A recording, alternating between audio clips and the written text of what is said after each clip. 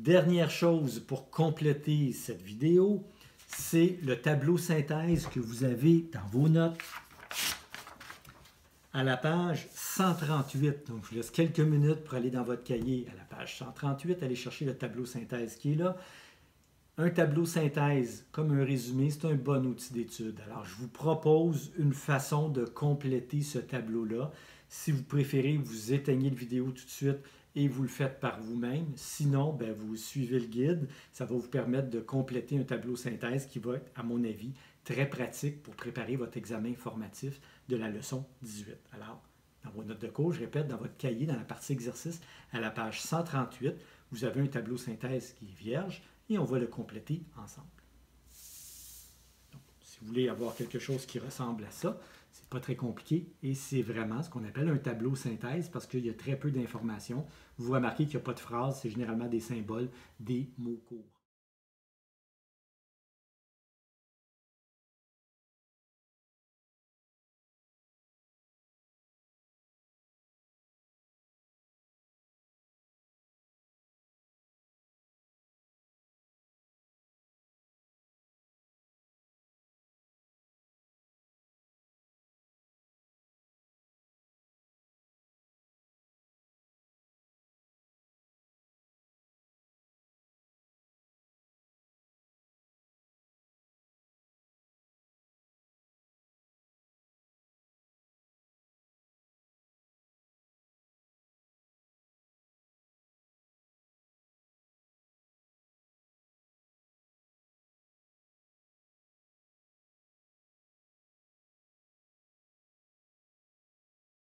Donc, on commence avec l'azote.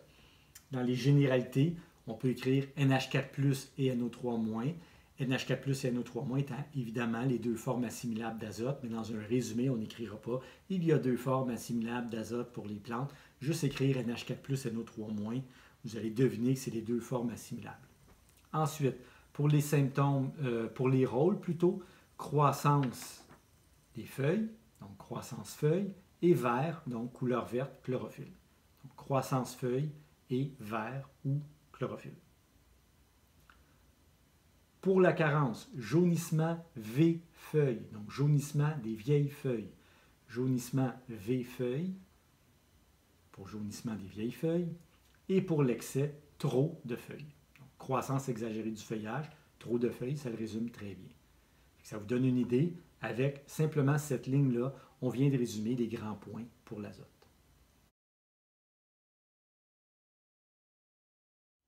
Pour le phosphore maintenant. Généralité, peu mobile, peu disponible. Donc, peu disponible, c'est vrai aussi que c'est peu mobile. Pour les rôles, les racines et les fleurs, donc enracinement et floraison.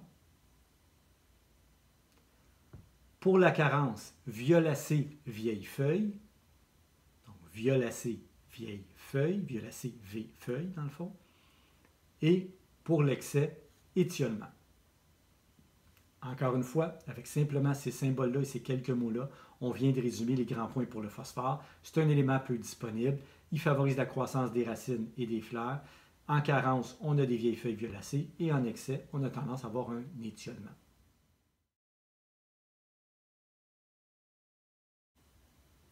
Potassium maintenant.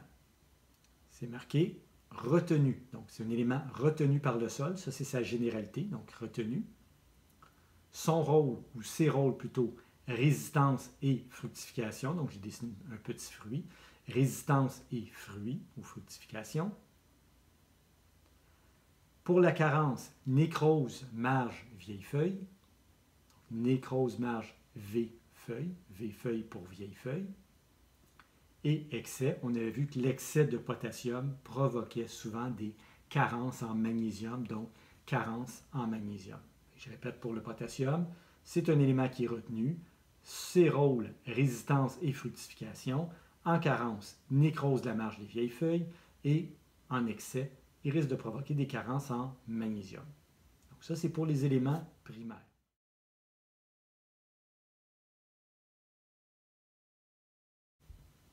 Les éléments secondaires, c'est pas mal plus simple. Pour le calcium, généralité, il fait monter le pH.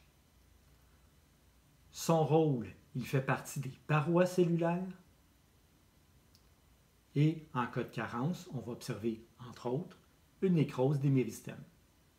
Donc, pour le calcium, fait monter le pH, rôle dans les parois cellulaires et en carence, nécrose des méristèmes, donc des bourgeons terminaux et des bouts de racine.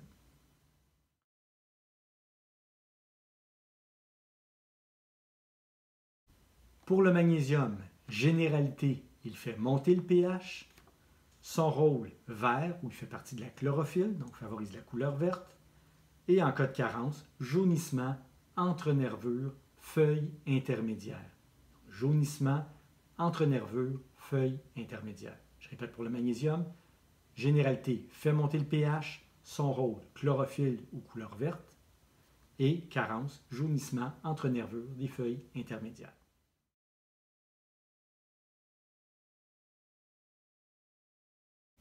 Et il reste le soufre. Généralité, il fait baisser le pH. Le soufre et les sulfates, c'est acidifiant. Donc, fait baisser le pH.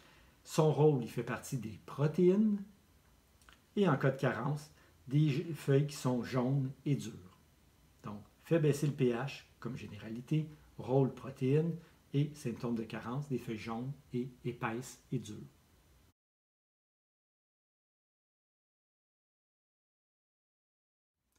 Il reste de la place, on aurait pu faire pour les oligo-éléments.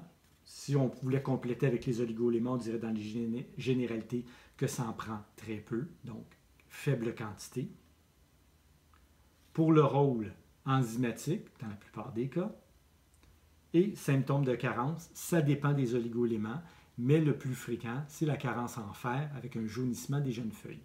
Donc pour les oligo-éléments, petite quantité, rôle enzymatique et symptômes de carence, principalement le fer, jaunissement des jeunes feuilles, souvent entre les nerveux. Alors, ça vous fait un beau tableau résumé, un beau tableau synthèse qui peut vous aider à préparer votre examen informatif de la leçon 18. Alors voilà, c'était la vidéo qui complétait la leçon 17 et qui faisait un petit retour aussi sur des choses qui étaient vues à la leçon 16 pour vous préparer à l'examen informatif qui s'en vient. Merci encore de votre écoute.